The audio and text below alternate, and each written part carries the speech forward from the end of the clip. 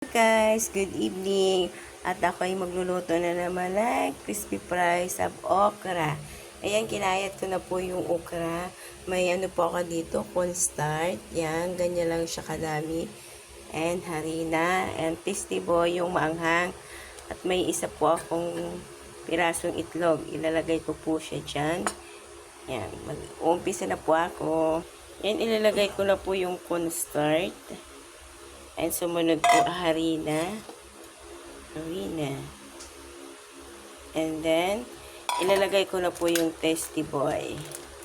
Yung tasty boy. Yan, iuubos ko siya.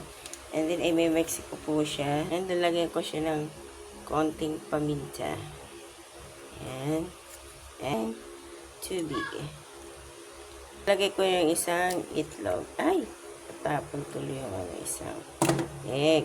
And then, mix ko siya. Lalagyan ko siya ng tubig uli. Ngayon, ditong okra. Ayan. Ayan, ano ko na siya. Lalagyan na natin.